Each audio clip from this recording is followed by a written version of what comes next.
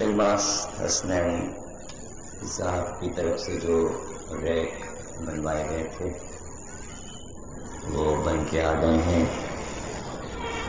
اور اسے آپ حضرات استعمال کر سکتے ہیں، اس میں جوتے رکھ سکتے ہیں. اور انہوں نے ظاہر ہے کہ یہ خدمت آپ کی عزاداروں کی، اللہ ان کو جزائے خیر دے. جیسا کہ کل میں نے کہا تھا کہ ٹی سی ایس وہاں سے چل چکا ہے، آج وہ پہنچ گیا. ڈاکٹر ماجد عابدی صاحب نے یہ نیوز بھجوا دی. ایک کاپی میں نے طاہر صاحب کو دے دی، 2 کاپیاں آئی تھیں. اب وہ شبلی صاحب تو آئے نہیں، انہوں نے کہا تھا کہ ہم اس کی فوٹو اسٹیٹ کر کے تقسیم کر دیں گے. دوسرے ایڈوکیٹ پنجاب ہائی کورٹ کے موجود ہیں، اگر ایک غیر حاضر ہیں تو یہاں ایڈوکیٹس کی تو ماشاءاللہ کمی نہیں ہے. اور وکیل کی طرف سے ایسے کاغذات آئیں کہ گورنمنٹ چھا ہے تاکہ کوئی واپس اس پہ کیس بھی نہ کر سکے کہ یہ نیوز کہاں سے آ گئی. یہ تقریباً 50 اخباروں میں چھپی تھی اور حد یہ ہے کہ یہاں کے امت اخبار میں بھی چھپی تھی. اہمیت میں نے اس لیے دی کہ لندن کے جنگ میں اس نیوز کو بہت نمایاں سب سے اوپر شائع کیا تھا اس نیوز کو، تو یہ نیوز زیادہ بہتر ہے. اور جنگ لندن بہت زیادہ بلند اخبار ہے. اس کی ہیڈنگ ہے اقوام متحدہ نے حضرت علی کی خلافت کو مثالی نمونہ قرار دیا. یونائٹڈ نیشن یعنی اقوام عالم جس میں کوئی اختلاف نہیں ہے، سوائے اس کے کہ اس وقت صرف بش جو ہیں وہ اقوام متحدہ کے خلاف کام کر رہے ہیں.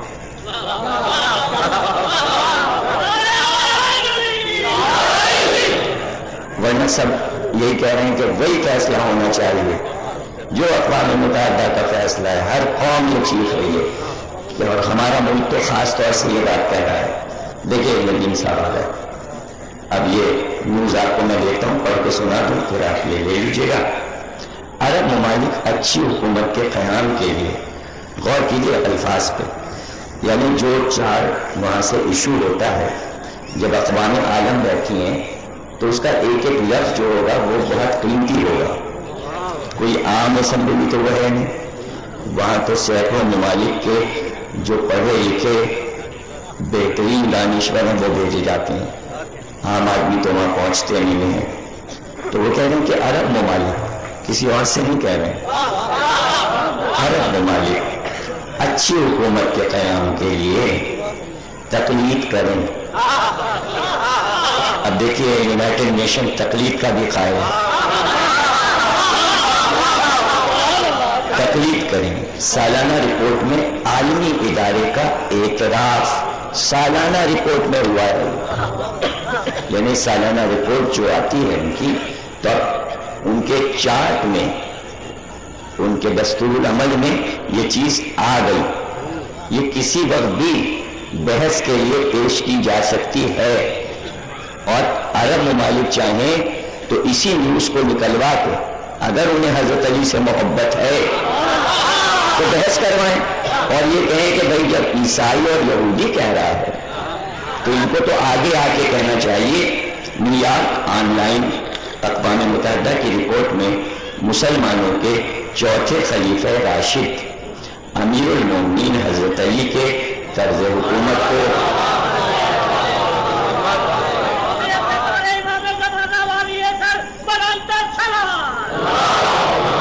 سراہا گیا اور اقوام متحدہ نے عرب ممالک کو مشورہ دیا ہے کہ وہ اچھی حکومت کے قیام کے لیے حضرت علی کو نمونہ بنائیں.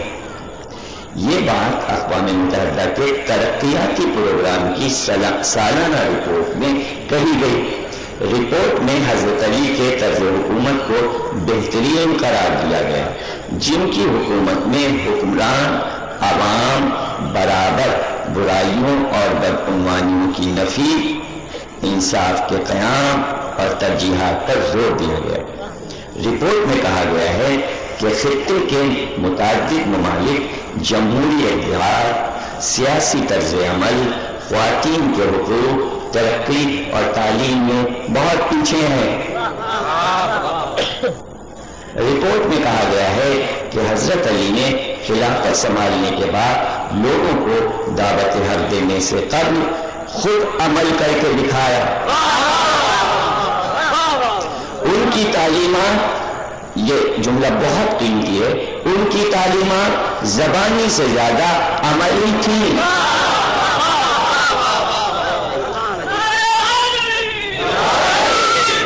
اب اس سے بھی زیادہ قیمتی جملہ، اگر عرب ممالک ترقی کرنا چاہتے ہیں، یعنی ابھی نہیں کی ترقی، امریکہ کی ہی ترقی کے سارے ملک چل رہے ہیں، خود بذات خود اگر ترقی کرنا چاہتے ہیں تو انہیں حضرت علی کا طرز حکومت اپنانا ہوگا۔ یہ لیڈرشپ صاحب،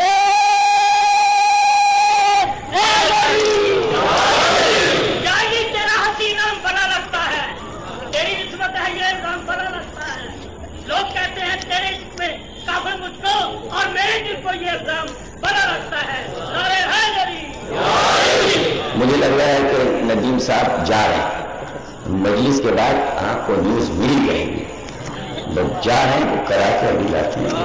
سلام علیکم۔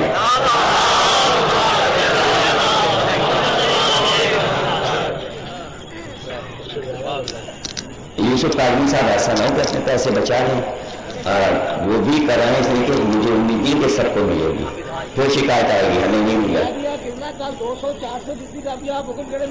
اس کے علاوہ بھی جہاں جہاں مجالس ہو رہی ہیں تمام پہنچائیں، اور آپ اپنے پنجاب ہائی کورٹ میں بھی تقسیم کریں، اس لیے کہ کورٹ سے متعلق نیوز ہے یہ، اور یہ نیوز کیوں نہیں پڑھی لوگوں نے، یہ لکھ کے دیں کہ کیوں نہیں تم نے پڑھی ہوگی۔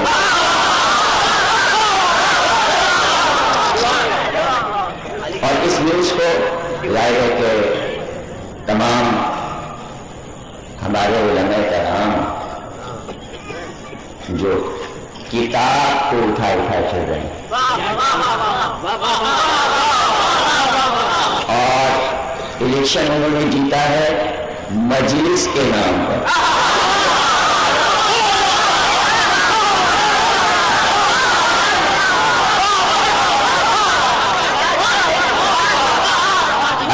اگر کتاب کافی ہوتی تو لفظ مجلس نہ رکھتے، تو ان لوگوں کو جو مذہبی نظام چاہتے ہیں پاکستان میں، دینی نظام، تو دین کیا ہے، مذہب کیا ہے؟ کیا علی سے الگ ہٹ کر دنیا میں کوئی دین اور مذہب ہے؟ پھر وہ مذہب کب رہا؟ وہ دین کیسے ہے جہاں علی نہیں؟ میرے سمجھ میں یہ بات نہیں۔ آپ نے کہا کہ جب دین آیا تو نبی 40 برس کے تھے۔ آپ نے کہا کہ جب دین آیا تو ابو طالب 70 برس کے تھے۔ آپ نے کہا جب دین آیا تو حضرت ابو بکر 65 برس کے تھے۔ جب آپ نے کہا دین آیا حضرت عمر 50 برس کے تھے۔ جب آپ نے کہا دین آیا حضرت عثمان 50 برس کے تھے۔ تو عالم اسلام میں ایک دین تو ہے جو 10 برس کا تھا۔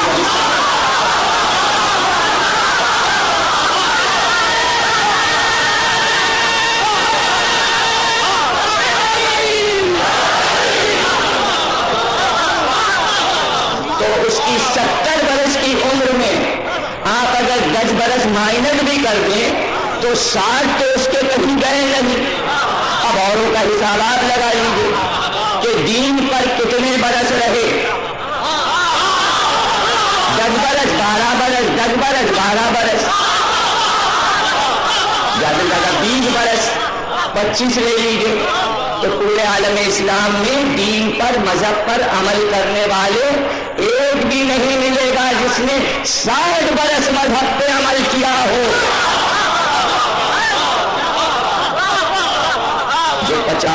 60 اور 65 اور 70 میں ایمان لا رہے ہیں، ان کی نمازیں کل کتنی ہوں گی؟ 10 برس کی نمازیں، 15 برس کی نمازیں، اور پورے عالم اسلام میں اگر 10 لاکھ بھی افراد اس وقت تھے پورے عالم اسلام میں، تو 10 لاکھ میں ایک بھی یہ نہ کہہ سکا کہ پہلی نماز سے لے کر آخری سجدے تک ہم دین پر ہی رہے، پہلی کس نے پڑھی ہے؟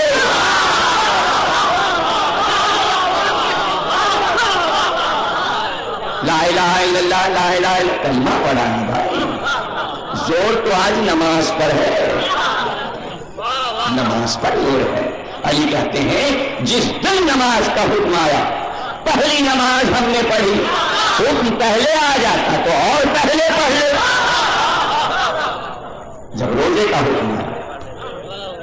اب یہ کہ ملت ابراہیمی کی نماز کی باتیں، اب گھر کی باتیں تو پھر عرفان کی باتیں، یہاں کبھی ابراہیم سے لے کر 5000 برس تک کسی کی نماز قضا ہی نہیں ہوئی۔ اب آپ نے پڑھتے نہیں دیکھا تو ہم کیا کریں؟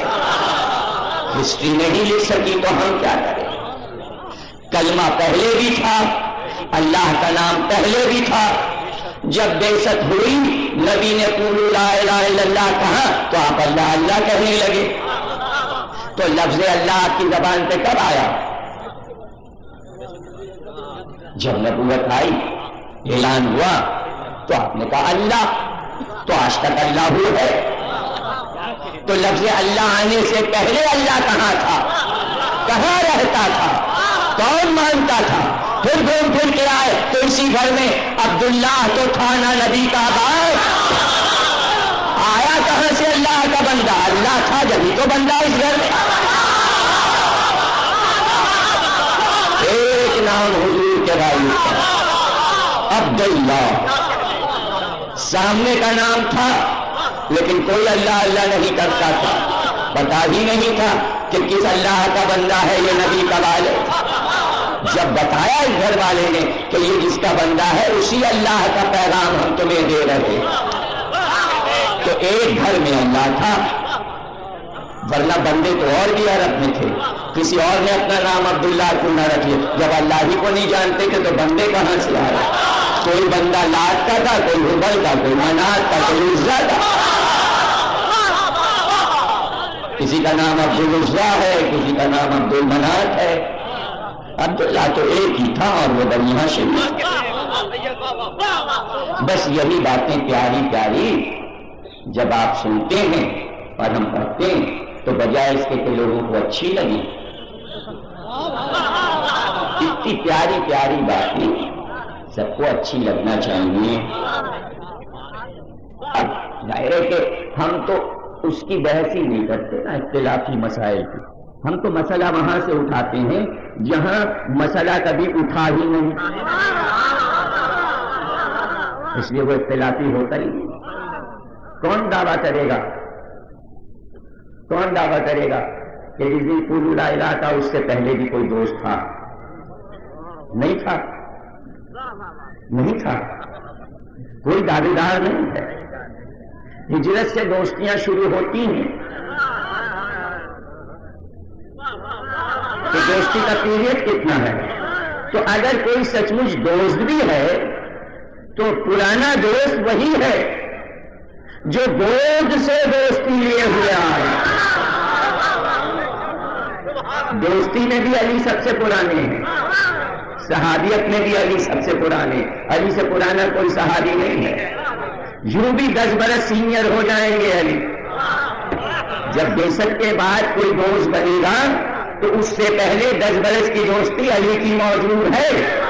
پیدا ہونے سے 10 برس تک نبی کے ساتھ رہے ہیں، غار حرا تک گئے ہیں، پہلی وحی کو آتے ہوئے علی نے دیکھا ہے۔ یہ دعویٰ تو کسی نے بھی نہیں کیا۔ دیکھیں غار حرا پہ جانے کا دعویٰ تو کوئی بھی نہیں کر سکتا، یا تو علی دعویٰ کرے یا کھانا لے کے خدیجہ جاتی ہیں غار حرا۔ پہلی نماز میں بھی یا خدیجہ بیوی ہیں یا علی ہیں یا جعفر طیار ہیں یا ابو طالب ہیں۔ شبلی نعمانی نے سیرت النبی میں لکھا کوئی بھی نہیں ہے. تو یہ دعوے بھی تو ہوں. جب اولیت کی بات ہوتی ہے پہلے پہلے پہلے پہلے تو اس سے پہلے بھی تو کچھ پہلے.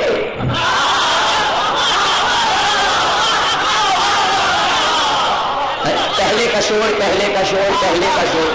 تو پہلے کا یہ بھی تو شور ہو کہ پہلی بیوی کون, گود میں پہلا پلنے والا بچہ کون, پہلا ساتھی کون, پہلا مددگار کون, پہلی دعوت سجانے والا کون, پہلی بار اسلام میں باطل کے خلاف تلوار اٹھانے والا کون, پہلی لڑائی پتہ کرنے والا کون.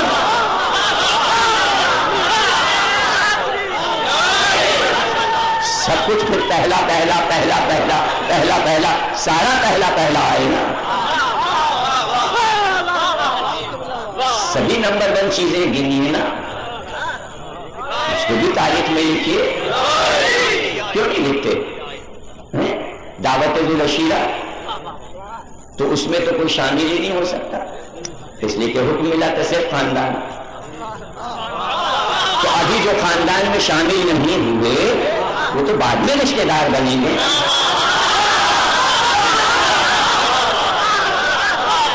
رشتے داریاں تو ابھی بڑھیں گی نا سرکار دو عالم کی. ابھی تو سرکار دو عالم کی رشتے داریاں مصر تک جائیں گی, یمن تک جائیں گی, دیگر قبیلوں تک جائیں گی. جیسے جیسے حضور دلہنے بیاہ کے لاتے جائیں گے, بہت سے سسرال بڑھتے جائیں گے, رشتے داریاں ہوتی جائیں گی. لیکن اس وقت تو لے دے کے بی بی خدیجہ ہیں بس, اور ایک بیٹی. جب دعوت ہوئی ہے, چچی ہیں, چچیاں ہیں, پھوپھیاں ہیں, چچا ہیں, بس گھر والوں کو بلائیے اور دعوت کیجیے اور کھانا پکائیے. حکم ملا تھا نبی کو کہ آپ بلائیے, تو اللہ نے یہ کیوں نہیں کہا کہ آپ ہی بلائیے گا اور کھانا بھی آپ ہی پکائیے گا اور آپ ہی پکوائیے گا. دعوت ملی ہے اللہ کی طرف سے کہ بلائیے خاندان والوں کو اور ان پر اسلام پیش کیجیے. اور نبی کیا کہہ رہے ہیں, علی جاؤ کھانا پکوا لو. تو جو وحی ہوئی ہے کیا اس میں یہ بھی شامل ہے کہ کھانا علی پکوائیں گے؟ بھائی یہ چھوٹی چھوٹی باتیں, اس پر بھی عالم اسلام غور کیا کرے. اور اس کے بعد کی منزل اس سے کڑی اور سخت منزل آ جاتی ہے کہ جب سارے کافروں نے سرکار دو عالم کا بائیکاٹ کر دیا, سوشل بائیکاٹ, نہ ہاتھ سے تجارت کا کوئی سامان خریدیں گے, نہ بیچیں گے, نہ لینے دیں گے, اور نہ شہر میں رہنے دیں گے, نہ گھروں میں رہنے دیں گے. سب نکل جاؤ, پورا خاندان نکل جاؤ. بائیکاٹ, سب کا بائیکاٹ, نہیں رہنے دیں گے مکے میں. اس سے کڑا وقت کیا پڑے گا؟ جہاں پیدا ہوئے, جہاں باپ دادا کا گھر ہے, جہاں سرداری کی ہے, وہاں پورا شہر کفار مل کر کہتے ہیں نکل جاؤ, اور نکل گئے. چلے گئے ابو طالب سب کو لے کے شیب ابو طالب میں, گھاٹی میں, پہاڑی میں, نہ سایہ نہ مکان نہ درخت, دھوپ میں. جاؤ رہو, مارو, کھانا بھی نہیں جانے دیں گے, پانی بھی نہیں جانے دیں گے.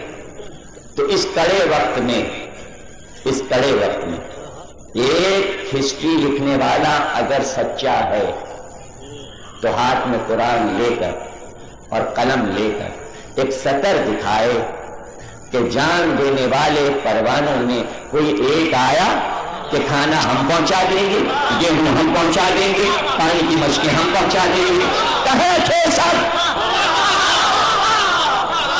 جب فاتح ہو رہے تھے تو سب کہاں تھے؟ اس کا کیا جواب ہے؟ اس کا کیا جواب ہے؟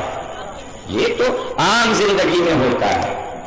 کل کو آپ کا بیٹا پڑھ لکھ کے میٹرک کر کے, انٹر کر کے, بی اے کر کے, سی ایس ایس کر کے, اور جب ڈپٹی کمشنر لگ جائے تو گھر پہ بھیڑ لگ جائے گی, گاڑیاں آ کے رکیں گی, مجمع نہیں ہٹے گا, محفل نہیں ہٹے گی. اور جب غربت میں زندگی گزار لی, قرض لے لے کے بیٹے کو پڑھایا تو ایک نہ آیا پوچھنے والا, محلے والا, خاندان والا, برادری والا کہ پیسے ہم سے لے لو, بیٹے کو پڑھا لو, گھر کا خرچہ چلا لو, ہم تمہاری مدد کو تیار ہیں. تو کوئی نہ آیا. جب منصب مل گیا, عہدہ مل گیا, مجمع بڑھ گیا تو مجمع کو دیکھ کے سب آ گئے. اب گھر پہ بہار آ گئی, سب رشتے داریاں بھی لگا رہے ہیں, ہم بھی رشتے دار, تم بھی رشتے دار, یہاں بیٹھ رہے ہیں, باتیں کر رہے ہیں. تو اس کے بعد کی بات اب کیا ہے؟ تو آپ یہی کہیں گے جب غربت کا ہمارا زمانہ تھا اب سب آ رہے ہیں، اب سب آ رہے ہیں۔ تو یہی تو نبی کہہ رہے تھے کہ اب تو سبھی آئیں گے اور قیامت تک آئیں گے۔ بات رہ گئی کہ مصیبت کے وقت ساتھ دینے والے کون ہیں، انہی کا ذکر مجلس میں ہو رہا ہے۔ اس وقت کس نے ساتھ دیا؟ اس وقت کس نے ساتھ دیا؟ تو آپ نبی کو کیا کوئی عام آدمی معاذ اللہ سمجھتے ہیں کہ وہ اپنی غربت کے زمانے میں جنہوں نے ساتھ دیا ہے انہیں بھول جائے؟ کیا چاہتی تھی امت، کیا چاہ رہی تھی امت کہ جب شباب کا زمانہ آئے اور جب 2.5 لاکھ کا مجمع غدیر خون میں ہو تو کسی اور کا ہاتھ پکڑ کے اونچا کر دے؟ کیا چاہ رہی تھی امت؟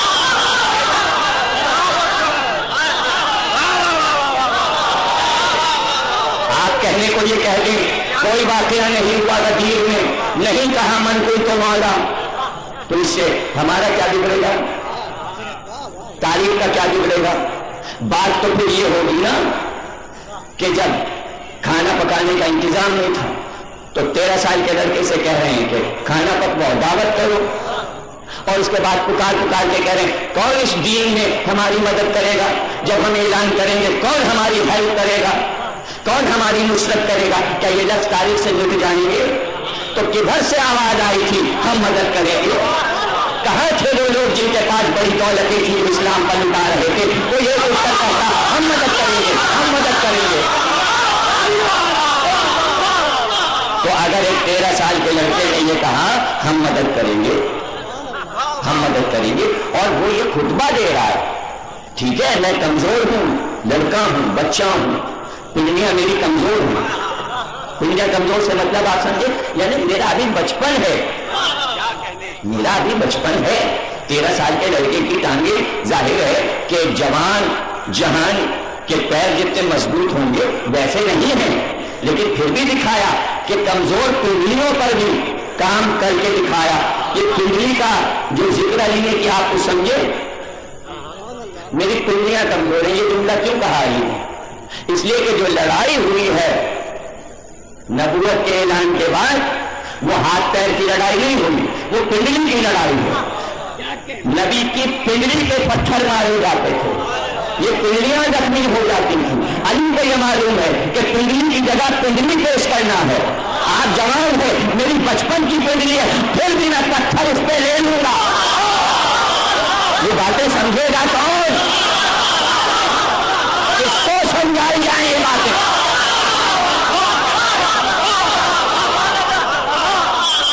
پنڈلیاں زخمی ہو جاتی ہیں۔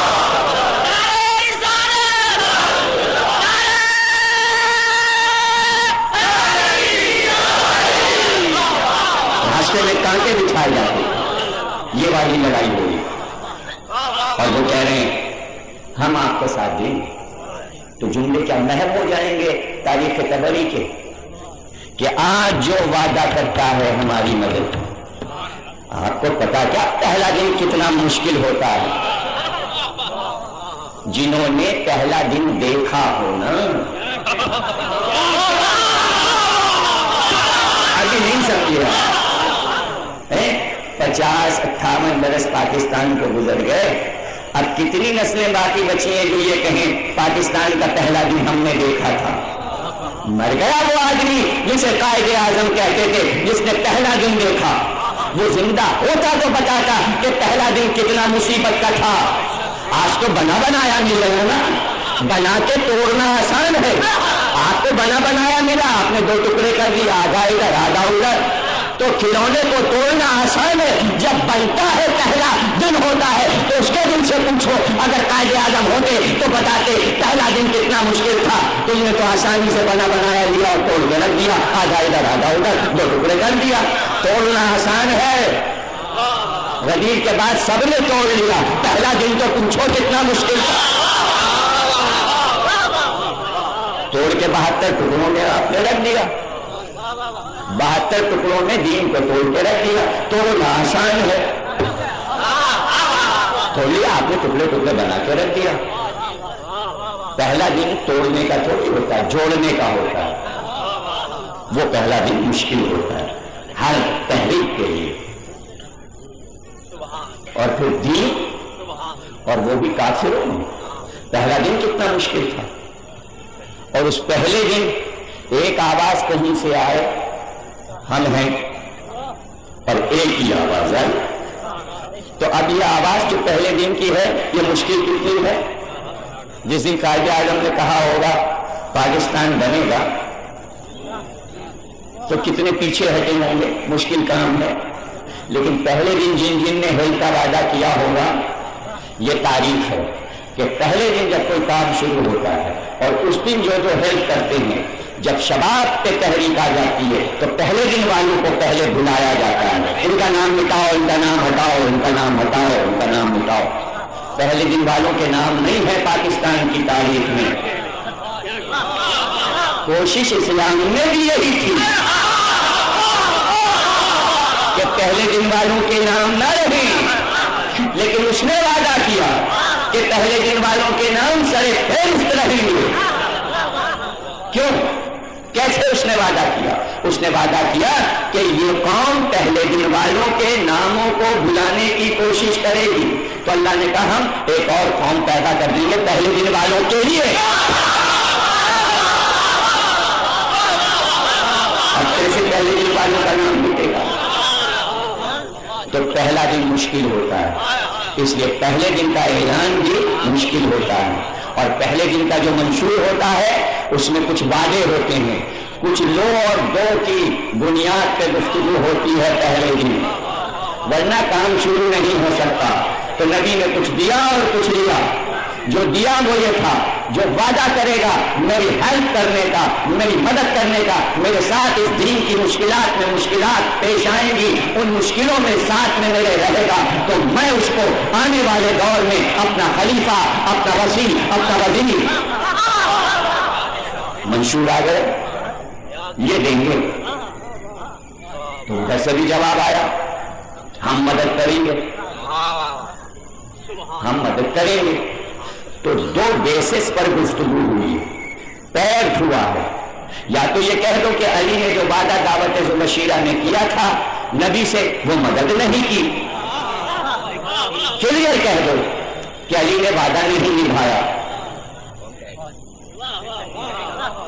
تو وعدے تو دو ہوئے ہیں، ایک نبی نے پہلے وعدہ کیا ہے تم یہ کرو گے تو یہ کریں گے ہم، وعدہ تو پہلا نبی کا ہے، دوسرا علی کا وعدہ ہے، اور علی نے اسی دن سے وعدہ نبھانا شروع کیا، وعدہ شروع ہو گیا مدد ہم کریں گے۔ اس لیے کہ پہلا دن خطرناک تھا، جب بات باہر نکلے گی سب گھروں سے نکل آئیں گے، ہیں یہ چالاک لوگ، مقابل دلائیں گے نہیں، 40 سال کے نوجوان کے مقابل 70 سال کا بوڑھا نہیں آئے گا، ورنہ کہیں گے کہ بھائی اس کے مقابل میں تم کیوں آ رہے ہو، اتنے کڑھے اور اتنے گڑھے تم کیوں آ رہے ہو، اس کی عمر دیکھو اپنی عمر دیکھو۔ تو بچوں کو پیچھے لگا دیا۔ بچوں کو پیچھے کیوں لگایا جاتا ہے؟ غیر متعلق بات ہے، ہلکی بات ہے، بچے نپٹ لیں گے، ارے یہ تو مذاق ہے۔ بچوں کو لگانے کا مطلب یہ کہ مذاق میں بات ہو جائے، ہو بچوں نے شور کیا بات ختم ہو گئی، سب نے اپنے بچے پیچھے لگا دیے۔ یہ بھول گئے کہ نبی نے اسلام بچے سے شروع کیا، ارے اسلام شروع بھی بچے سے ہوتا ہے، اللہ کو معلوم ہے، اللہ کو معلوم ہے، بچپن کی بات ذہن نشین رہتی ہے۔ اس لیے ایک ایسا آئے جس کا اسلام، جس کا دین بچپن سے شروع، تو ادھر بہت سے بچے تھے، ادھر اسلام کا ایک بچہ تھا، عمر برابر تھی، انہوں نے بھی بچے پالے تھے، انہوں نے بھی بچے پالے تھے، اور ان کو یہ نہیں پتا تھا کہ ہم نے جو بچے پالے ہیں ان سے کام کیا لینا ہے، لیکن نبی نے جو بچہ پالا تھا انہیں معلوم تھا کہ ہمیں کیا کام لینا ہے۔ کبھی یہ بھی سوچ لیجیے کہ علی کو نبی نے پالا کیوں؟ کوئی اچانک تھوڑی اسلام آ گیا تھا، نبی کو تو سب معلوم تھا کہ یہ دین پیش کرنے کے لیے مجھے پیدا کیا گیا ہے، تو اللہ کے حکم سے علی کو پالا کہ ایک لڑکا پال لو اس لیے کہ پہلا مقابلہ جو ہوگا وہ عرب کے کافر بچوں سے تمہارا ہوگا. ایک بچہ کافی ہے, ایک بچہ کافی ہے. اب ذرا اس پہ غور کر لیجیے, ہیں چھوٹی چھوٹی باتیں کتابوں میں نہیں لکھی ہیں, لیکن جو لکھی ہیں ان کا تجزیہ ضرور ہے. بچوں نے مارنا شروع کیا, پتھر نکل پڑے. نبی گلیوں میں کہہ رہے ہیں اولو لائے گا, چاروں طرف سے گلیوں سے بچے نکلے, گھیر لیا, پتھر مارنے لگے, پریشان کرنے لگے, تالیاں بجانے لگے. اب اگر حمزہ نکل آئیں, ابو طالب نکل آئیں, عبیدہ نکل آئیں, کوئی اور چچا نکل آئے اور دو چار بچوں کے تھپڑ مار دے, تو سارے عرب جو ہیں جو ایک اونٹ کے مر جانے پہ صدیوں لگتے تھے, وہ بچے کو تماشا مارنے پہ تلواریں لے کے آئیں گے. بچے کو مارا کیسے, بڑوں نے بچے کو مارا کیسے, نہیں سمجھ رہے ہیں. تقریر تو آگے بڑھتی چلی جا رہی ہے, اپنے رخ کی طرف جا رہی ہے کہ بچے کو تم نے مارا کیسے, اس پہ تلواریں کھینچاتی, پھر بڑوں میں تلوار چلتی. ابو طالب خاموش بیٹھے ہیں, ابو طالب کو اطمینان ہے, ابو طالب کا بڑا بیٹا بھی ہے,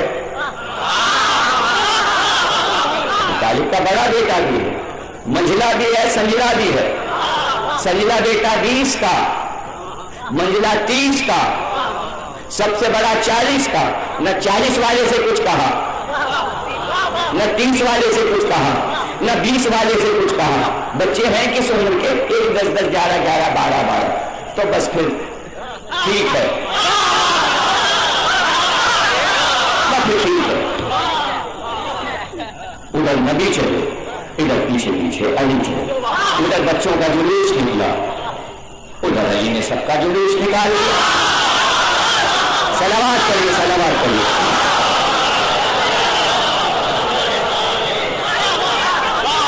بچپن میں علی کا ایک نام پڑ گیا تھا قزین. قزین قاف ضاد یہ نام کیوں ڈالا تھا لڑکوں نے؟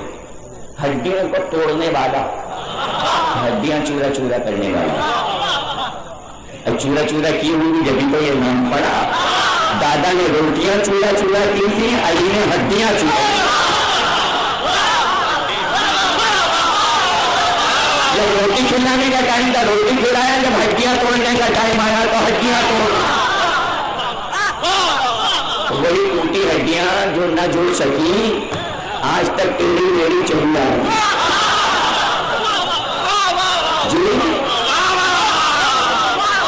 کوئی ہڈی صحیح نہیں جڑی, وہ تو جہاں دیکھے نا خراب ہڈی جہاں بیٹھ گئی تو اصل میں ہڈیاں خراب ہیں.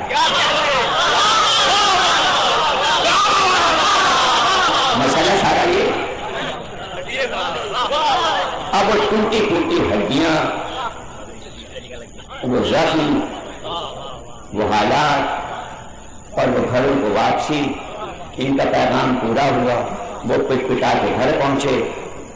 اب ظاہر ہے کہ زخمی بچے پر اماں باری باری جاتی, ہائے میرے لال کو کس نے مارا, یہاں کس نے توڑی, یہ ٹانگ کس نے توڑی, یہ ہاتھ کی ہڈی کس نے توڑی, یہ چہرے پہ گھوسا کس نے مارا, یہ شکل کس نے بگاڑی. اب وہ ساری کہانی جب تھکے ہارے آئے تو عام طور سے ہوتا یہی ہے کہ ارے بھائی کھیت سے آئیں گے, باغ سے آئیں گے, محنت کر کے آئیں گے, مزدوری کر کے آئیں گے. اگر اس وقت آتے ہی تازی خبر کوئی سنا دو تو تازہ تازہ خبر میں بڑا جوش ہوتا ہے, آگ لگی ہوتی ہے, غصے میں تھکے ہوئے آتے ہیں. ایسے موقعوں پہ غصہ بہت آتا ہے.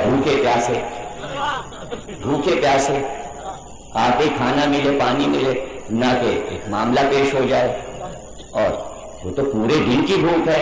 یہاں تو رمضان شروع ہوا, ابھی پہلا روزہ, ابھی پوری بھوک بھی نہیں لگی, ابھی تو پہلا شروع ہو رہا ہے. ملی میں جھگڑے, بس میں جھگڑے, ادھر غصہ ادھر گرمی. پہلے دن خوب ہوتا ہے. پتا نہیں آپ کو روزے سے روزے میں غصہ بہت آتا ہے. تو ابھی روزہ شروع کہاں ہوا ہے جو غصہ آیا جا رہا ہے. دوپہر تو ہونے دو, ابھی تو گھر سے نکلو, ابھی تو روزہ شروع ہوا, غصہ آیا کیسے؟ نہیں مطلب رسم ہے, رسم پوری کرنا, تو رسومات کے سب کچھ چل رہا ہے معاملہ, اور یہ تھوڑی سی یہ رسومات لوگوں کو برداشت نہیں ہے. یہ جو رسمی سی باتیں ہیں غور کریں نا. تو اب ظاہر ہے کہ بھوکے پیاسے آ رہے ہیں اور اسی وقت دیکھا اس لڑکے کا کیا حشر ہوا. کیا ہوا؟ کیا ہوا؟ کس نے کیا؟ ارے وہی ابو طالب کا لڑکا ہے جس کا نام علی ہے. اب یہ تو ہر گھر میں لاوا پکا ہے نا, سبھی اپنے اپنے ٹوٹے ٹوٹے بچوں کو لے کے باہر نکلے نا. چلو ابھی چلو ابو طالب کے پاس چلو. کیوں ابو طالب کے پاس کیوں چلو؟ اعلان کیا ہے محمد نے, وہاں جاؤ نا, محمد کے پاس جاؤ, ڈائریکٹ جاؤ. یہ ابو طالب کے پاس سب کیوں آئے ہیں؟ کیوں آئے ہیں بھائی ابو طالب کے پاس کیوں آئے ہیں؟ شکایت کرنے کے لیے. اچھا ابو طالب نے یہ کہا بھی نہیں کہ ہمارے پاس کیوں آئے ہو, جاؤ نا محمد سے جا کے کہو. پتہ چلا نہ گھر الگ ہے نہ بزرگ الگ ہے. یہ عرب کو معلوم ہے ابو طالب نے پالا ہے, تو شکایت بھی اسی سے کرنی ہے جس نے گود میں پالا ہے. کیا بات ہے؟ ابو طالب سے زیادہ سنجیدہ عرب میں کوئی آدمی نہیں ہوگا, نہ کوئی غصہ نہ کوئی گرمی. 70-75 سال کی بلکہ 90 سال کی عمر ہو گئی, کسی نے دیکھا ہی نہیں کبھی ابو طالب کو ماتھے پہ شکن آئی. ہر مسئلے کو سنجیدگی سے حل کیا. یہ شرافت کی زندگی جو گزار کے چلے گئے تو سب سمجھے ابو طالب کچھ کہتے ہی نہیں ہیں. کچھ بھی ابو طالب کو کہہ دو یہ کچھ کہیں گے نہیں. تو انہوں نے کہا چلو کافر بھی کہہ دو کچھ کہیں گے نہیں.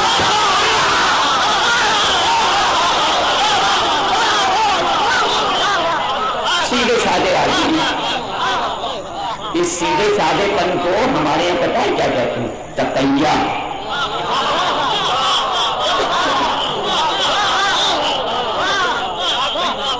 اسے کہتے ہیں تقیہ. کیا جانے علمی باتیں دنیا کیا جانے. آپ سمجھ سکتے کیا ہوا بھائی؟ دیکھ رہے ہو اس کی آنکھ پھوٹ گئی ہے, خون بہہ رہا ہے, اس کا ہاتھ ٹوٹا ہوا ہے, دیکھ رہے چل نہیں پا رہا, اس کا گٹا ٹوٹ گیا, گھٹنے کی ہڈی ٹوٹ گئی. یہ دیکھو سر سے خون بہہ رہا ہے. کیوں بھائی؟ یہ سر ٹکرائے گئے آپس میں. تو ہوا کیا؟ یہ سب کیا ہے؟ یہ تمہارے لڑکے نے ان سب کو زخمی کیا. کون سا میرا لڑکا؟ ایک ہوتا تو قبول کر لیتے. اب کہلوائیں گے 4 ہے نا, 40 کا ایک, 30 کا ایک, 20 کا ایک, 10 کا ایک. کون سا لڑکا؟ وہ جو تمہارا چھوٹا والا ہے, وہ جو چھوٹا والا ہے. کہا نا وہ چھوٹا والا. ارے بچوں کی باتیں ہیں.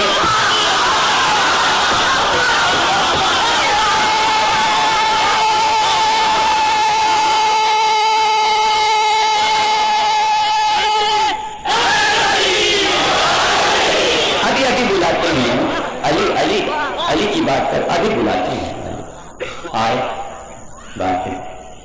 علی تم نے مارا اس کو؟ جی بابا. اس کی آنکھ تم نے کھولی ہے؟ جی میں نہیں, غور نہیں کر رہے, ہسٹری لکھوا رہے ہیں ابو طالب کہ جب کفر کی آنکھیں کھولی گئی, ہاتھ توڑے گئے, جب کفر کی ٹانگ توڑی گئی تو کون تھا؟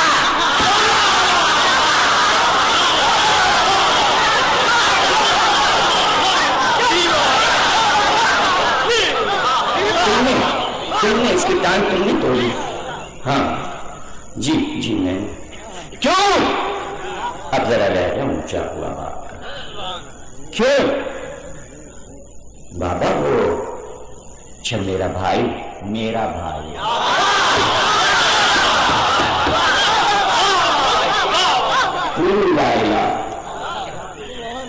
کہتا ہوا جاتا ہے کعبے کی طرف.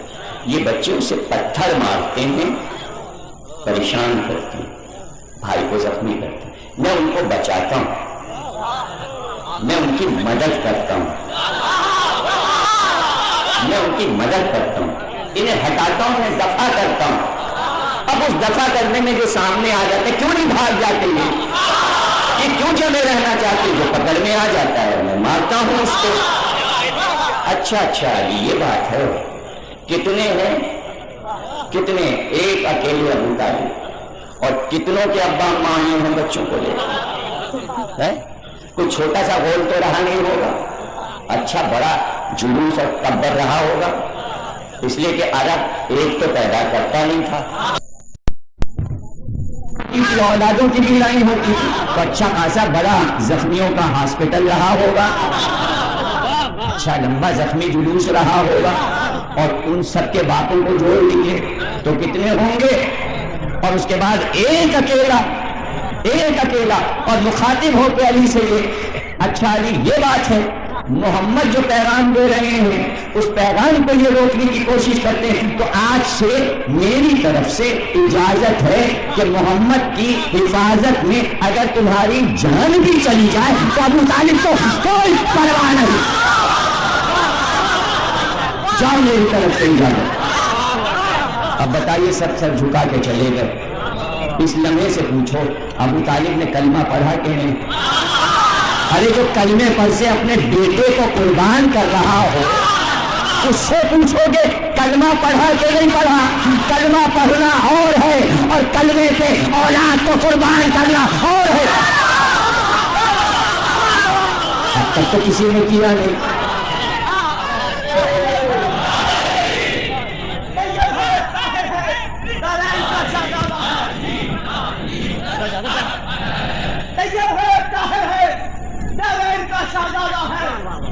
ہر وقت رسول کی حفاظت پہ آمادہ ہے،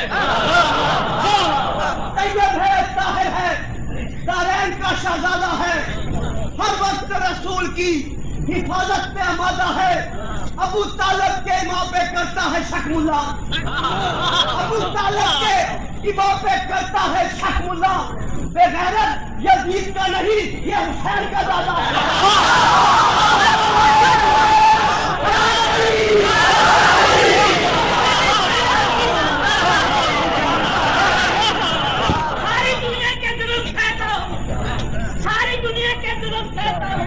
بندگی میں علی کی رہتا ہوں، بندگی میں علی کی رہتا ہوں۔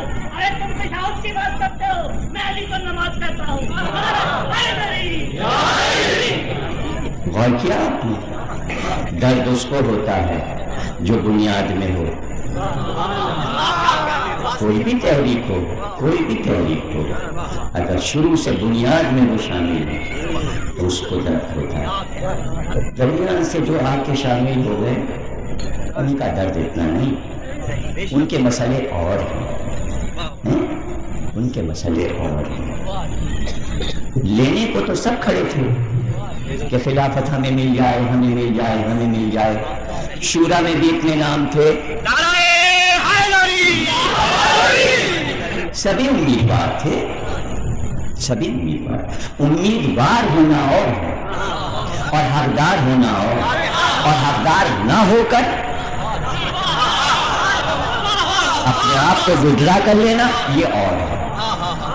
کہ حقدار ہے، جو حقدار نہیں تھے وہ امیدوار تھے، جو حقدار تھا وہ امیدوار نہیں تھا۔ یہ صبر کیوں ہے؟ بنائی ہوئی چیز ہماری ہے، ہم نے بنایا ہے، ہم اس طرح بھی اس کو چلا سکتے ہیں۔ جو بناتا ہے وہی جانتا ہے کہ یہ مشین دوسرے طریقے سے کیسے چلے گی۔ نہیں سمجھا؟ ہر جہاز میں 4 انجن ہوتے ہیں، ایک نہیں ہوتا۔ کیپٹن کو معلوم ہوتا ہے، پائلٹ کو معلوم ہوتا ہے ایک بند ہو جائے دوسرے سے جہاز اڑ رہا ہے، دوسرا بند ہو جائے تیسرے سے اڑے گا، اور تینوں بند ہو جائیں تو چوتھے سے تو اڑے گا۔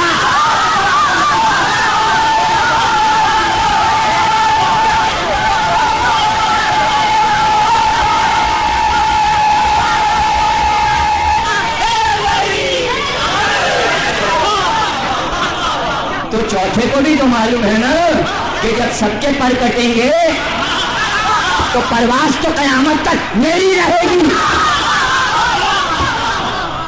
پرواز کس کی ہے؟ پرواز کس کی ہے؟ اور پرواز کرنے والے کو معلوم ہے، تکلیف فضائل کے حساب سے ختم ہو رہی، پرواز کرنے والے کو معلوم ہے کہ پرواز اور اڑان کہاں تک ہوگی۔ آپ کہیں گے کہ میں کون سے علم پہ بات کرنے لگا، میں نے تو جہاز نہیں اڑایا، لیکن آپ سمجھ سکتے ہیں بادل آ گئے،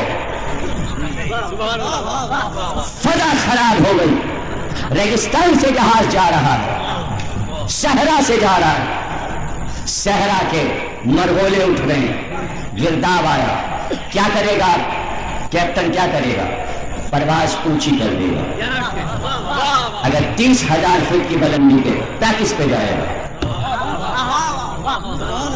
بادل تیز آ رہے ہیں تو بچ کے نکل جائے گا شاہراہ سے، راستہ بدل دے گا، اس کو ایک راستہ تھوڑی معلوم ہے کپتان کو کہ ایک ہی پہ جانا ہے، پرواز کرنے والے کو معلوم ہے راستے کتنے ہیں، راستے کتنے ہیں، تبھی وہ بیٹھ کے منبر پہ کہے گا کہ جس طرح زمین کے راستوں سے واقف ہوں اسی طرح آسمان کے راستوں۔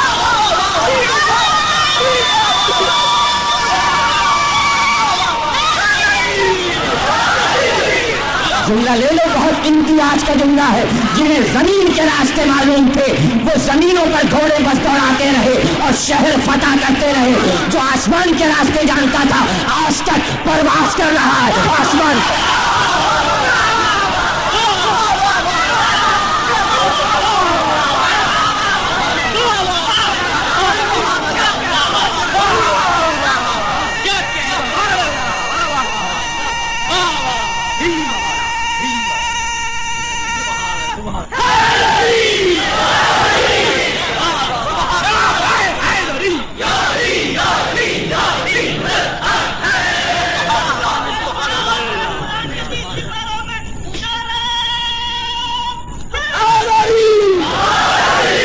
ابن عباس نے کہا شورا میں نہ جائیے، شورا میں نہ جائیے، وہاں آپ کے قتل کا انتظام ہے، یہ حکومت آپ کو نہیں دیں گے۔ کہیں میں جاؤں گا، میں جاؤں گا، آپ کے قتل کا انتظام ہے۔ اطلاع دے رہا ہے شاگرد استاد کو، اور استاد کو نہیں معلوم۔ یہ شاگرد کی نادانی تھی کہ کہا وہاں آپ کے قتل کا انتظام ہے۔ جب یہ جملہ آ گیا کہ قتل کا انتظام ہے کہ اب جاؤں گا، تو اب آج علی کی فتح یہ نہیں ہے کہ شورا سے حکومت لے کے آ جائیں، بلکہ آج فتح یہ ہے کہ جہاں قتل کا انتظام ہے وہاں سے بچ کے آ جائیں۔ یہ ہے علی کی فتح۔ کوئی مقتل سے بھی واپس آیا ہے، علی ایک بار نہیں ہزاروں مقتل سے بچ کر آئے۔ بدر بھی مقتل تھا، احد بھی مقتل تھا، خندق بھی مقتل تھا، خیبر بھی مقتل تھا، حنین بھی مقتل تھا، ہر مقتل سے علی اپنے پیروں سے واپس آئے، جو قاتل بن کے آیا تھا اس کا گلا کاٹ کے لائے۔ لیکن آج کا جو مقتل تھا وہاں سے سر کاٹ کے کسی کا نہیں لائے، جواب عجیب دیا اور تاریخی جواب ہے کہ ابن عباس میں ان سے ڈر جاؤں، میں نہ جاؤں میٹنگ میں، لوگ کہیں علی ڈر گئے، جملہ سنیں گے کہ ابن عباس میں ان کے داداؤں سے کب ڈرا تھا جو آج ان سے ڈر جاؤ۔ کچھ یاد نہیں آیا، بچپن، جوانی، بڑھاپا۔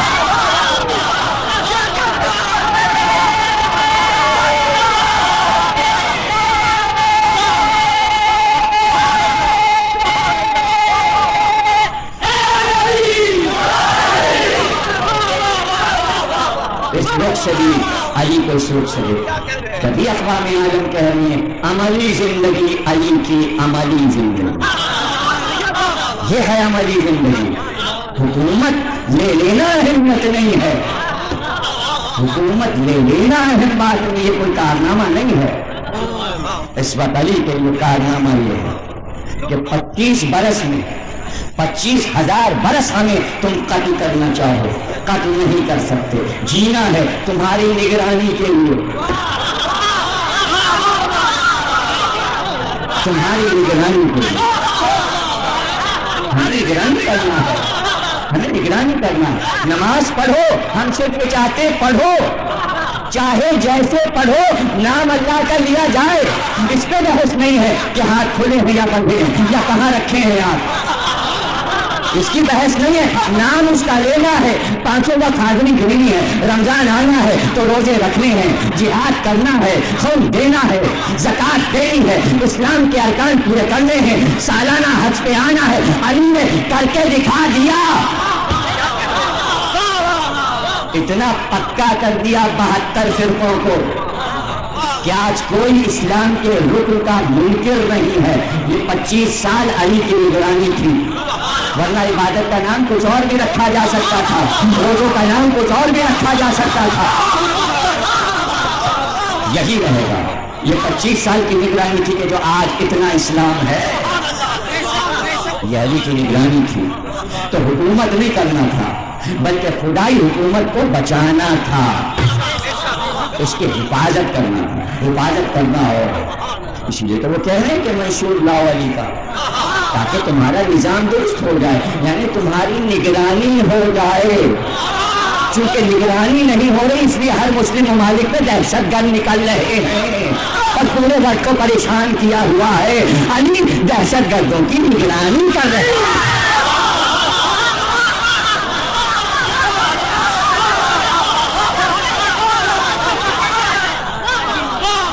نگرانی کی ضرورت ہے، نگرانی کی ضرورت ہے. ہم موجود ہیں اسی مدینے میں، تم ہمارا بال بھی کا نہیں کر سکتے. یہی ابن عباس جب حسین نکلے تو کہا آپ کہاں جا رہے ہیں؟ آپ کو بنی امیہ قتل کر دیں گے، آپ کو راستے میں قتل کر دیا جائے گا، آپ کو کعبے میں قتل کر دیا. کہا ابن عباس سنو، جب تک ہم نہ چاہیں کوئی ہمارا بال بیکا نہیں کر سکتا. نہ ہمیں راستے میں کوئی قتل کر سکتا ہے، نہ کوئی کعبے میں قتل کر سکتا ہے. 6 مہینے کے سفر میں حسین نے بتایا قتل کر کے دکھاؤ. جب چاہا تو خود کربلا میں پہنچ گئے. لوگ امامت کو ہی نہیں سمجھے کہ امامت کی حکومت کیا ہے. جب علی نے چاہا تو 19 رمضان بھی آ گئی.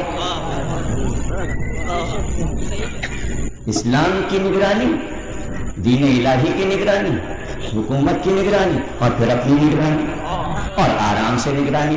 علی کو کیا پرواہ، موت پہ وہ جا پڑے یا موت اس پہ آ پڑے. یہی قول حسین کا تھا، کوئی مسئلہ نہیں تھا. جب چاہا سر دے دی، نہ چاہتے تو قیامت تک جی لیتے، چاہتے تو قیامت تک جی لیتے. جیسے 12واں جی رہا ہے ویسے پہلا جی لیتا، جیسے 12واں جی رہا ہے ویسے تیسرا جی لیتا. کل کہہ سکتے تھے دنیا والے پوری دنیا ڈھونڈ ڈالے مہدی کو نہیں پا سکتی، علی چاہتے تو اسی دنیا میں رہتے. علی کو کوئی پا نہیں سکتا تھا. ایک ابن ملجم کیا ہے،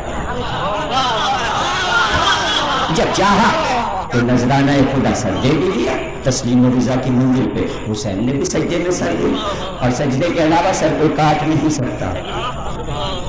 کبھی اس پہ آپ نے غور کیا ہے؟ 12 اماموں میں 11 شہید ہوئے ہیں، 11 میں صرف 2 کے سر کٹے، ورنہ دھوکے سے زہر دیا. لیکن سر کہاں کٹے؟ میدان میں کوئی نہیں کاٹ سکا، کاٹ ہی نہیں سکتا تھا. راستے میں سر نہیں کاٹ سکتا تھا. وہ تو اپنے معبود کی بارگاہ میں، اس وقت تو وہ اس کے ہوتے ہیں، دنیا میں نہیں ہوتے. تو وہاں آ کے سر کاٹا تو خود پیش کر دیا سر. اس کو خود پیش کرنا کہتے ہیں. بارگاہ الہی میں دونوں باپ بیٹوں نے اپنے سر کو پیش کر اور سجا کے دیا. تم جاؤ قاسم، تم جاؤ علی اکبر، تم جاؤ اور محمد تم جاؤ. کیسا سجایا ہے کربلا، کیسے سجایا. یہ تو سب صحیح ہے. یہ تو تلوار کے سیکھے ہوئے لوگ تھے، میدان جنگ کے لوگ تھے، شجاع لوگ تھے. جملہ ضائع نہ کیجیے گا. میں بات ان کی کرتا ہوں کہ ماں کا دودھ پیا تھا. وہ مائیں کیسی تھی؟ اللہ اسی ذکر پہ چونکہ ایک مومنہ مرحومہ مومنہ عائشہ یہاں مجلس میں شریک ہوتی تھی، آتی تھی. ان کے بچے یہاں انتظام میں رہتے ہیں، فرش بچھاتے ہیں. ایسی ماں جو بچوں کو چھوڑ گئی ہے کہ امتحان لے رہا ہے، بچے چھوٹے چھوٹے پیپر نہیں دے رہے، ماں بڑے کا کام بھی کرتی ہیں. ماں ایسی ہونی چاہیے کہ بچوں کو وصیت کر گئی، حسن اللہ کے سپرد کر گئی کہ بس اس عزا خانے کے خادم بنے رہیں، اور خود مر گئی. نام عائشہ تھا، عزادار تھی. آج اس کا ذکر ہو رہا ہے، بچے مجلس کر رہے ہیں. ابھی فاتحہ خوانی اس کی ہوئی. جو عورت اپنے آپ کو کربلا کی بیویوں کی کنیز بنا دے اس کا نام رہ جاتا ہے، پھر اس کا نام اعمال بڑا عظیم ہو جاتا ہے. انہی بیویوں کا ذکر کر کے تقریر کو تمام کروں. ایک عورت شہر قادسیہ کی بیوہ ہو گئی، آدمی ہو گیا, شوہر اس کا مر گیا, پھر بچہ اس کا 10-12 سال کا تھا. پوچھتی پھری کہ کہاں جاؤں, کس سے مدد طلب کروں, گھر میں کھانے کو نہیں. لوگوں نے کہا تم مدینے چلی جاؤ, وہاں ایک خاندان ہے بڑے سخی لوگوں کا, وہ تمہاری مدد کریں گے. وہ عورت خود راوی ہے کہ میں اپنے بچے کو لے کے مدینے آئی, تو مجھے زیادہ دیر نہیں لگی مکان ڈھونڈنے میں. جس سے بھی پوچھا یہاں سخی کون ہے, تو ایک مدینے کے رہنے والے نے کہا وہ سامنے حسین کا گھر, حسین سے بڑا سخی, عرب نسبت کوئی نہیں, تو جائے گی تو مالا مال ہو جائے. وہ کہتی ہے کہ لیکن یہ روایت نفسیاتی ہے, جس طرح کے مسائل آپ عام طور سے جا کے ان سے سنتے ہیں, یہ ذرا اس سے ہٹ کے بات ہے. اور آپ کو یہ بتا دوں کہ ابھی پچھلے سال بھی میں زیارتوں پہ گیا تھا, اس سال بھی گیا تھا یہاں کا عشرہ پڑھنے کے بعد کراچی, اور اس کے بعد زیارتوں پہ ہر سال جانا ہو رہا ہے, کئی برس سے مولا بلاتے ہیں. تو اس سال بھی کربلا عراق گئے تھے, شام گئے تھے, اور ایک نئی زیارت بھی کی دوسرے ملک اردن میں جارڈن بھی. اس سال گئے تھے حضرت جعفر طیار کے روضے کی زیارت, تو ایک نئی زیارت کا بھی اضافہ ہماری زیارتوں میں اس سال ہوا. تو زیادہ قیام شام میں ہمارا رہا, بی بی زینب کے روضے کے بالکل سامنے ہاشمیہ ہوٹل میں. تو روز مجلس ہوتی تھی, میرا بیٹا بھی ساتھ ہے, یہ بھی ساتھ میں تھا. تو صبح کو مجلس پڑھ رہا تھا میں بی بی کے روضے میں, سامنے بی بی کی زری تھی اور قافلے کے لوگ بیٹھے ہوئے تھے. اور اتفاق سے ماجد رضا آتی صاحب کے والد ویل چیئر پہ گئے تھے, تو وہ ویل چیئر پہ ہی کپڑا ڈال کے ممبر بن گیا. تو میں بیٹھا ہوا مجلس پڑھ رہا تھا. بس جب فضائل ختم ہوئے تو ایک دم یہ روایت وہی میں نے پہلی بار بی بی کے روضے پہ پڑھی.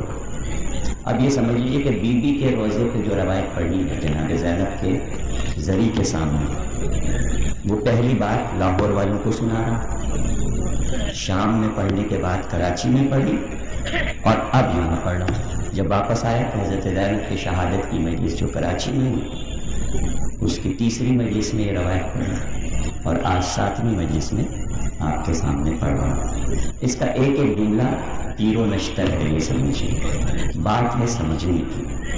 وہ عورت کہتی ہے کہ میں امام حسین کے گھر میں داخل ہوئی, لیکن میں نے دیکھا کہ گھر کے باہر کچھ لوگ مجمع ہیں. میں نے پوچھا کہ کون لوگ ہیں, تو پتہ چلا امام حسین تشریف فرما ہیں, پہلو میں حضرت عباس کھڑے ہیں, اور جو لوگ مصیبت زدہ آتے ہیں اپنی بات کہنے کے لیے, وہ سب عرضیاں لیے ہوئے خدمت حسین میں. تو میں نے اپنے بیٹے سے کہا تو بھی جا کے خدمت مولا میں بیٹھ جا.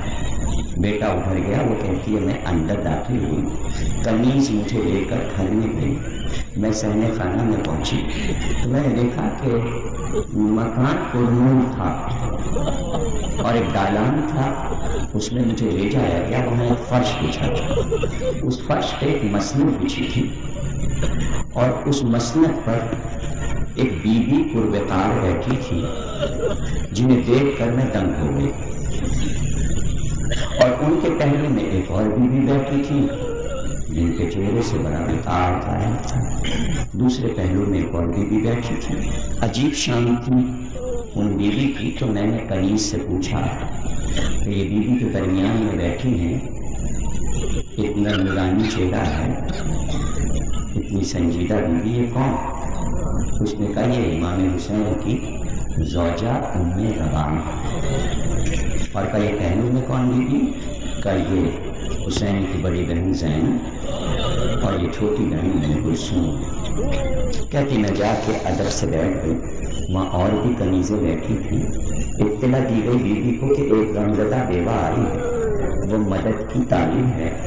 تو ایسے میں وہ کہتی ہے کہ وہ بی بی اٹھی, اور جن کا نام جناب زینب تھا, انہوں نے کنیز سے یہ کہا کہ میرے شوہر عبداللہ ابن جعفر سے یہ کہو کہ آپ کے پاس باہر سے جتنی بھی چادریں آئی ہوں وہ بھجوا بھجوا دیجیے. وہ کہتی ہے کہ صحن میں چادروں کا ڈھیر لگ گیا. اس کے بعد دوسری بیوی اٹھی جس کا نام ام کلثوم تھا. اس نے کہا ذرا میرے بھائی عباس کو بلاؤ. عباس آئے تو اس نے کہا بھیا عباس. ام کلثوم نے کہا بھیا عباس مدینے کے بازار میں جو بھی کپڑے ملے جتنے بھی ملے بچے کے لیے اور اس عورت کے لیے خرید کے مجھے لا دو. بھائی نے تھوڑی دیر کے بعد غلام سے کپڑے بھجوا دیے. کپڑوں کا ڈھیر لگ گیا. اس کے بعد وہ کہتی ہے کہ وہ بیوی اٹھی جو بیچ میں بیٹھی تھی وہ اٹھی. انہوں نے کہا میں اس گھر کی مالکہ ضرور ہوں لیکن جو میرے پاس ہے میں تجھے دیتی ہوں. وہ کہتی یہ کہہ کر ان بیوی نے اپنے گلے کے زیور اتارے, کان کا زیور اتارا, ہاتھ کا زیور, کہ میرے پاس یہ ہے تو رکھ لے. اس کے بعد جناب زینب نے کہا یہ چادریں تیرے لیے ہیں, یہ جا. ام کلثوم بیوی نے کہا یہ کپڑے تیرے لیے ہیں. کہتی اتنا سامان میرے ساتھ تھا کہ میں حیران تھی کہ میں یہ سامان لے کر کیسے جاؤں. میں وہ سارا سامان لے کر باہر نکلی. بیٹا میرا آیا. میں نے کہا کہ بیٹے آقا حسین نے تجھے کیا دیا؟ کہ جب میں نے اپنی مصیبت بتائی اور آپ کا حال بتایا اور میں چلنے لگا تو آقا حسین نے کہا دامن پھیلا. میں نے دامن پھیلایا تو آقا نے چپ کے مٹی اٹھا کے میرے دامن میں ڈالا. اماں دیکھیے یہ تو سب جواہرات ہیں, یہ دیکھیے میں نے گولڈ میں سونا چاندی بھرا ہے. اماں اتنا ملا ہے کہ کہاں لے کے جائیں گے. سنی تو نہیں لگا ہے, اب تو ختم ہو گئی لگا. بیٹا کہتا ہے کہ میں ماں کو لے کے دمشق چلا گیا, شام چلا گیا. 15 برس اس واقعے کو گزر گئے. بیٹا کہتا ہے کہ میں شام کے بازار میں نے سونے کی دکان کھول دی, جواہرات کی دکان کھول دی. بہت امیر ہو گیا, ایک محل بنوایا, لبے سڑک ایک بہت بڑا محل بنوایا. اتنا دولت مند ہو گیا, سنار ہو گیا, جوہری ہو گیا. کہتا ہے ایک دن جو میں اپنے بازار میں دکان پہ پہنچا تو میں نے دیکھا شام کے بازار میں چھڑکاؤ تھا, بڑی سجاوٹ تھی, آئینہ بندی تھی, چاروں طرف سپاہی کھڑے تھے. میں نے اپنے ملازموں سے پوچھا یہ عید کا سماں کیسا ہے, یہ کیسی سجاوٹ ہے بازار کی؟ ملازموں نے کہا کہ اے امیر ایک قافلہ تھا, اس سے جنگ ہوئی ہے حاکم کی, وہ سب شکست کھا گئے ہیں اور وہ خلاف کے حاکم تھے, ان کے سر کے کر کے ان کے سر آ رہے ہیں اور ان کے سر چڑھائے گئے ہیں اور ان کے گھر کے کچھ بچے اور عورتوں کو گرفتار کر کے لایا جائے گا, یہی سنا ہے. تو وہ کہتا ہے کہ میں واپس گھر آ گیا. میں نے اپنی ماں سے کہا کہ کسی قافلے کا تماشا ہے, اگر آپ دیکھنا چاہیں تو آپ کے لیے کرسی ڈال دی جائے گھر کے محل کے دروازے پر, ملازم پنکھا لے کے کھڑے ہو جائیں گے, گرمی بہت ہے. اس عورت کی کرسی ڈال دی گئی لبے سڑک کنارے دروازے پر, ملازمین پنکھے لے کے کھڑے ہو گئے, کمیزیں قریب کھڑی ہو گئی. ایسے میں وہ اپنی دکان پہ چلا گیا. اب یہ عورت کہتی ہے کہ بعد باجے بجنے لگے, بھیڑ بھاڑ ہوئی تو لوگوں نے کہا کہ دیدی وہ آ رہا ہے قافلہ, جس کا تماشا دیکھنا ہے وہ قافلہ آ رہا ہے. اتنی دیر میں ایک اونٹ گزرا اور ایک لاغر قیدی جس کے ہاتھ میں ہتھیلیاں تھی وہ نہال پکڑے ہوتے گرا. ایک نے کہیں سے کہا ذرا اس کو روکو, میں پوچھوں تو یہ کون لوگ ہیں, کہ اونٹ آگے بڑھ گیا. میں پوچھ نہ سکی, وہ آدمی بھی آگے بڑھ گیا, وہ قیدی چلا گیا. تو میں نے اپنی تمیزوں سے کہا اب جو اونٹ آئے اس نے کسی اونٹ کو ذرا روکنا تاکہ میں پوچھوں کہ قیدی کہاں کے رہنے والے ہیں, یہ کون لوگ ہیں, ان کے ساتھ کیا معاملہ ہوا. اب وہ اپنی کرسی چھوڑ کے کھڑی ہو گئی. ایسے میں ایک ناپا آیا, اس نے دیکھا اس کے بیوی بیٹھی ہے اور اس کے ہاتھ ایسے کرسی پر لے ہوئے اور اس کے چہرے پہ بال پڑے ہیں. اس نے ساربان سے کہا ذرا اونٹ ٹھہراؤ, میں اس بیوی سے کچھ پوچھنا چاہتی ہوں. وہ اونٹ رک گیا, چونکہ ایک سوداگر کی ماں تھی تو اس کے لیے اونٹ روکا گیا. وہ آگے بڑھی اور اس نے کہا بیوی تم کہاں کی رہنے والی ہو, ذرا کچھ تو بتاؤ.